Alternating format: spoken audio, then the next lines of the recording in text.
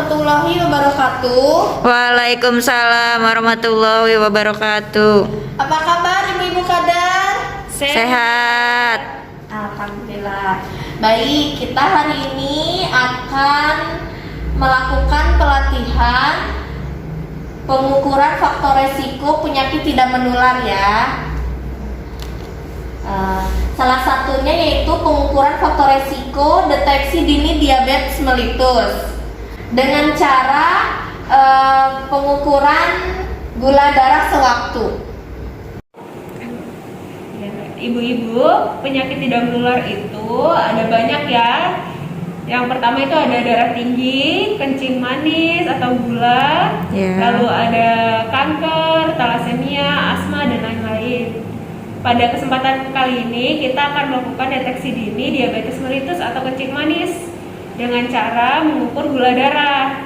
Yang akan kita lakukan adalah gula darah sewaktu, yaitu gula darah yang diambil boleh kapan saja, tidak harus puasa ataupun tidak harus sesudah makan ya. Lalu gula darah sewaktu ini angka normalnya itu adalah di bawah 200. Apabila pasien itu hasil gula darah di atas 200, berarti itu dia menandakan adanya kencing manis atau penyakit gula. Jadi pasien harus dirujuk ke puskesmas untuk diobati, seperti itu ya. Oh iya Bu. Lalu selanjutnya ada Persiapan alat.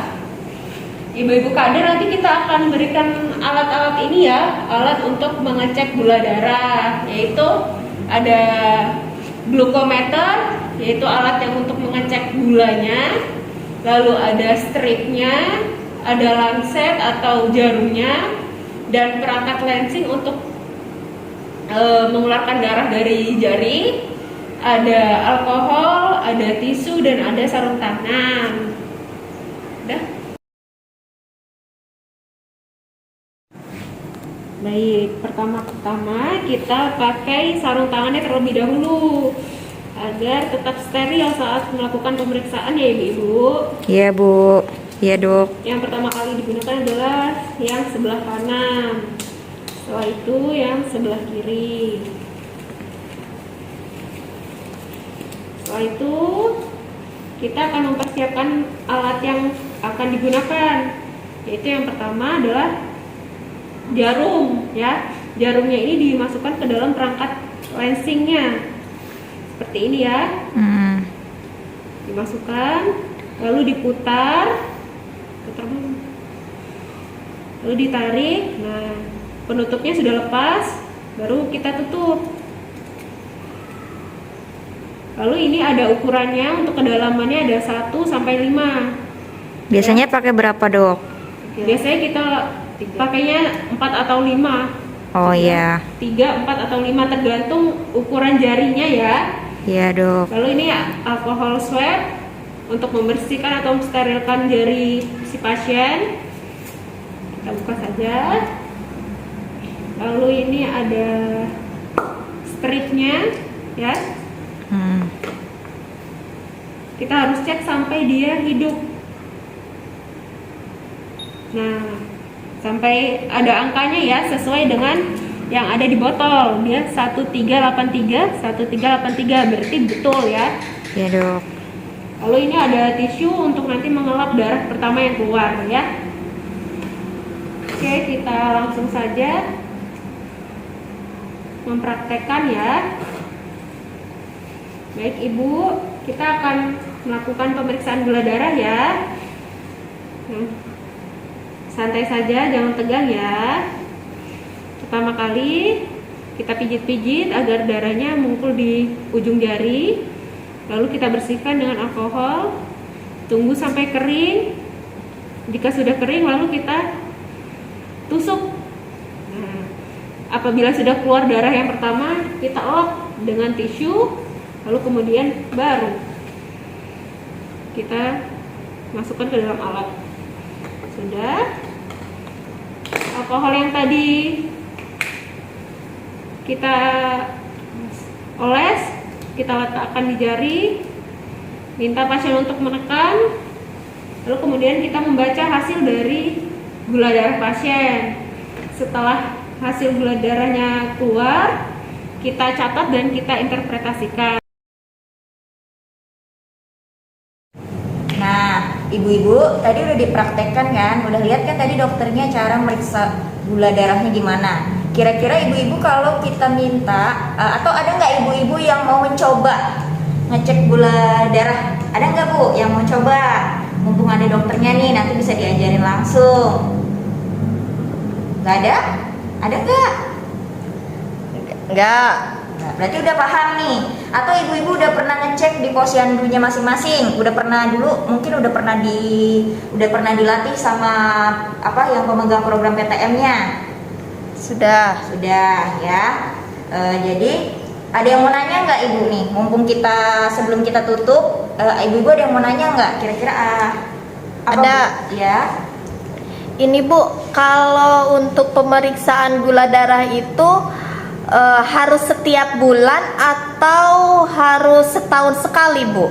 Oh, kalau misalnya pemeriksaan gula darah untuk yang faktor resiko, orang yang memiliki resiko itu dia bisa dicek 1 bulan 1 kali ya Bu ya. Kalau yang tidak, hanya screening aja bisa 6 sampai 1 tahun sekali. Jadi ibu-ibu yang sekiranya tetangganya ada yang sekiranya nih punya faktor resiko mengarahnya ke gula gitu, boleh disampaikan sama kita biar kita periksa nanti ketika di posyandu, atau ibu-ibu kan nanti juga sendiri yang bakal meriksa ya. Ada yang mau nanya lagi? Bu, mau nanya, Ya. kalau misalkan gula darahnya udah tinggi, ada nggak makanan yang harus dihindari?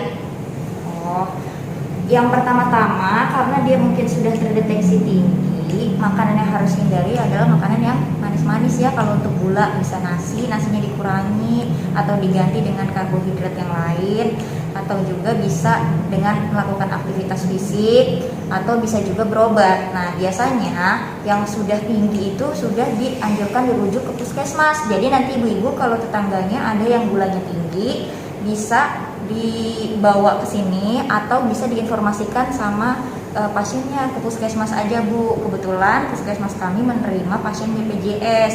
Jadi buat ibu-ibu yang punya penyakit gula atau diabetes bisa dibawa ke puskesmas dengan menggunakan BPJS. Saya Bu, Ya, ada apa Bu?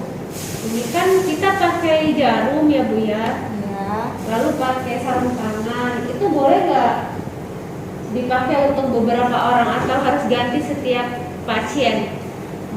Kalau untuk jarum harus diganti ya Bu ya, setiap satu pasien itu harus diganti. Kenapa? Karena kan nanti bekas jarum orang, bekas jarum suntik itu kan bisa mengakibatkan timbulnya infeksi atau penyakit lain. Kan kita nggak tahu nih orang lain punya penyakit apa terus bekas, tapi memang harusnya itu diganti satu orang itu 1 jarum. Untuk sarung tangan nggak harus diganti, per sekali pelayanan bisa melayani beberapa pasien gitu. Kira-kira ada pertanyaan lain? Ya. Kalau nggak ada yang bertanya lagi, kita akhiri ya Bu ya. Jadi ibu-ibu semua udah pada ngerti ya, pengukuran faktor resiko penyakit tidak menular itu salah satunya bisa dengan mengecek gula darah sewaktu. Jadi nanti ketika pelaksanaannya di lapangan, ibu-ibu sudah bisa melakukan pengecekan karena tadi sudah melihat dan sudah pernah dilatih juga gitu. Untuk diinformasikan kembali, jadi yang gula darahnya tinggi itu di atas 200, di bawah 200 itu masih dalam kategori normal. Yang di atas 200 itu bisa dianjurkan atau dibawa ke pelayanan kesehatan atau dibawa ke puskesmas kami. Mungkin sekian dari kami, kurang lebihnya mohon maaf. Wassalamualaikum warahmatullahi wabarakatuh.